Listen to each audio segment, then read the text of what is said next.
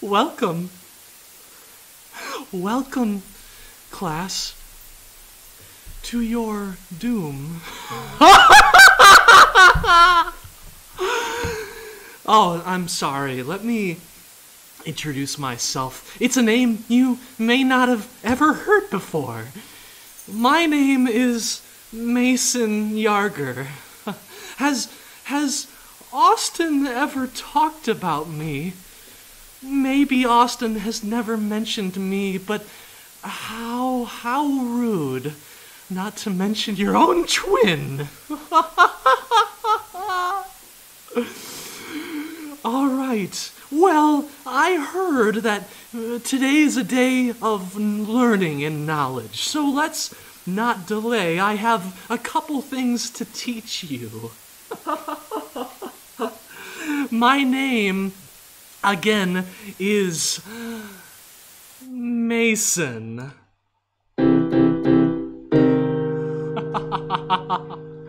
And it's time for a true lesson on this late October day.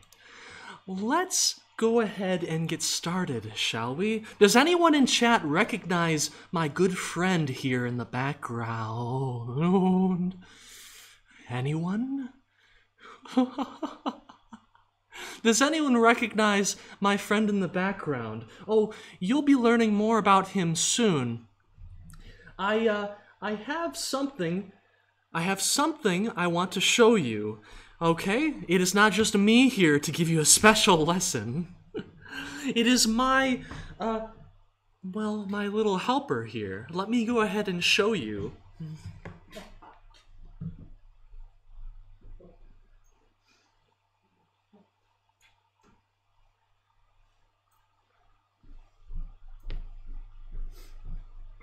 Behold, my hound of hell. She defends, normally, the gateway into the third circle. But today, she helps me in my quest to destroy this horrible planet. So, won't you join me? Let's get started. Okay. My friend here will be introducing you to in just a moment, but Austin, one of his last acts was to give me a schedule of things that I should teach you. I'm sure we can put a little spin on a lot of this, though, so don't you worry. Okay, so we'll have to get started here. The first lesson I want to teach you is my plan, okay? So we need to change this world. We need to give it a little darkness, I think. And what better way to spread fear than through the power of indie games? Okay, let's go. This cursed technology, so slow. Okay. So, normally, if you are a tiny indie studio, and many of you are, pathetic tiny studio, you would not be able to make a truly terrifying game using visuals, using nasty, ugly, AAA graphics. Oh, it's terrifying how expensive these are to produce. You can't afford these. That's truly terrifying, okay? So you can't do this. What is an indie team to do if they want to inspire true fear? Well, you have a couple options, all right? Has anyone heard of a game called Slender, the 8 Pages? Has anyone heard of Slender, the 8 Pages?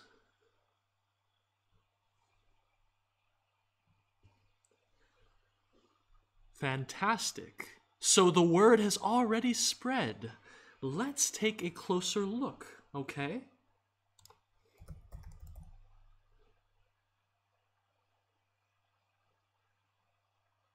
The scariest thing of all is Microsoft Windows 10 file search.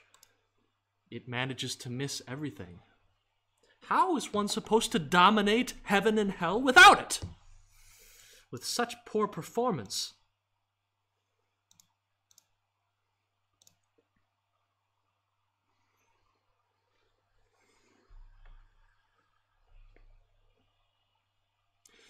Chat, another terrifying thing here might be the frame rate. You're going to need to keep me up to date on how well this game runs, alright?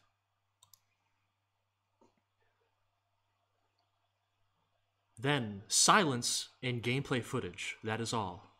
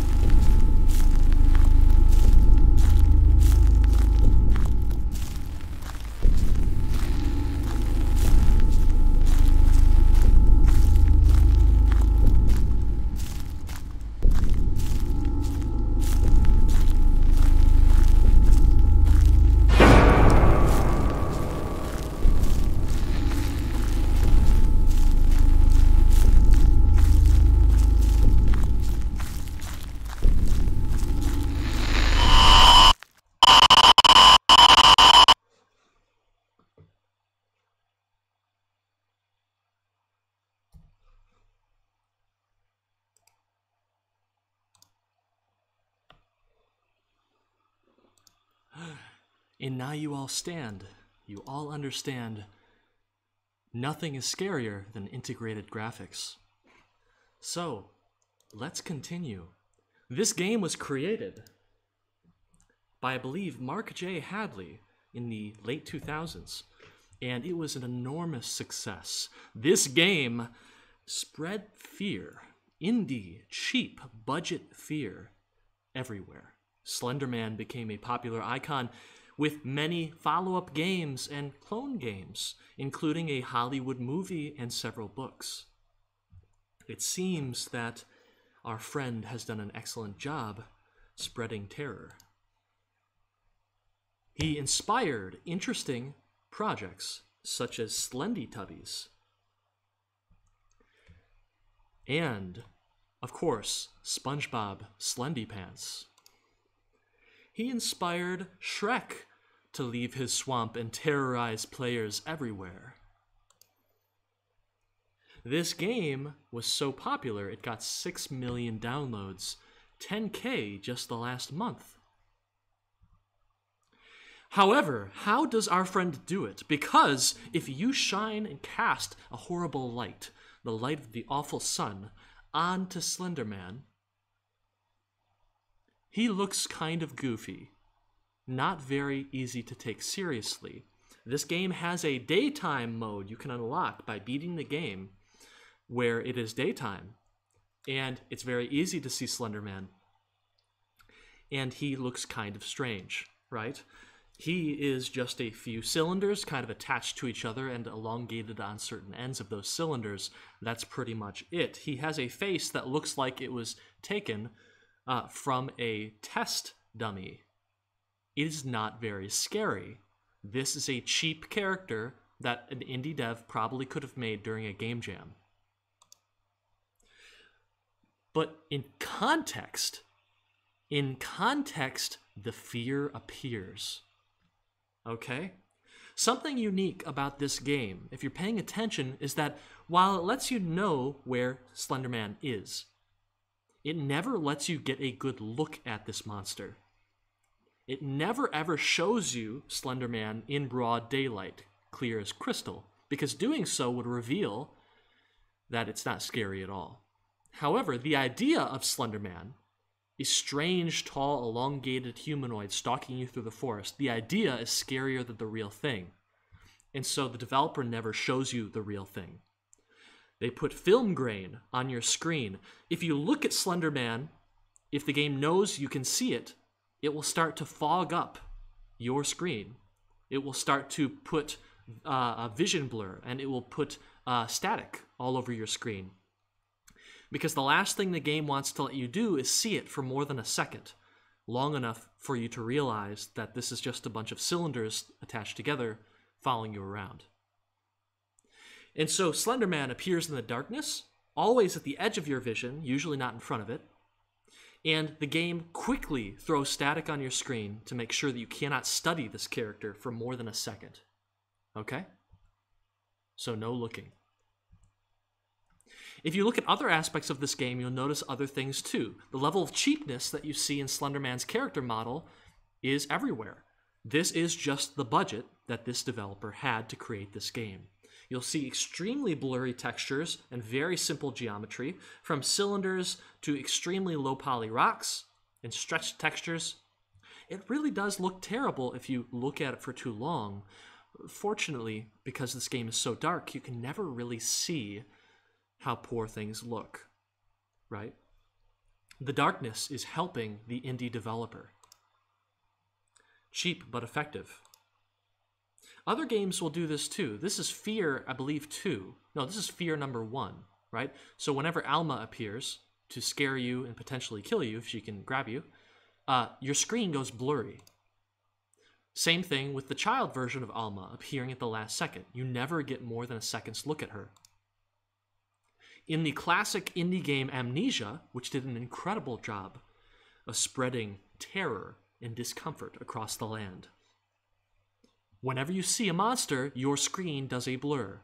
And because of the monster's speed, you are always forced to turn so that you can hear the threat, but you never really look at it for too long. In fact, if you look at it for too long, your sanity meter will dissipate.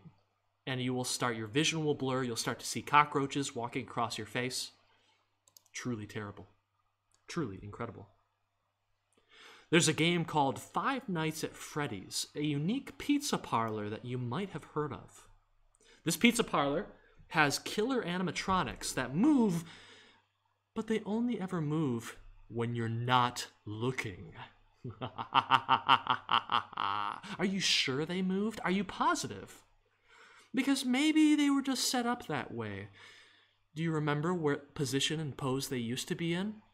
Maybe your memory is playing tricks on you. There are a lot of games these days from indie developers with tiny budgets and tiny development periods that take advantage of the fact that in horror, you can lose detail. You can not reveal stuff. You can hide stuff. In fact, that's the entire point of horror, is it not? So Puppet Combo is a famous horror game developer. You can Google them or use the much superior search engine Bing. And you can find a game called Murder House, in which a killer Easter bunny stalks you and your film crew throughout an old serial killer's home. And these Puppet Combo games, they always use this very deliberately cheap-looking and old retro-looking PS1 era effect. They use this effect to hide detail and to fit in with their budgets. It's a grimy look, is it not? Look closely. You get this feeling of grime and dirtiness as you look at everything from the simple textures to the simple geometry, the angular faces on the angular characters. And yet, in this circumstance, in this unique circumstance, the cheapness aligns with the objective of terror, right? Efficiency becomes incredibly possible. And you have this explosion of horror indie game development happening throughout the land. This, ladies and gentlemen, my captive audience, is how we will spread true terror and horror throughout this world. Join me, won't you? And we will bring nasty, nasty demons of thought and of physical presence into this world. We cannot be stopped! No one will... Austin, you will go down. You will go down. Ah!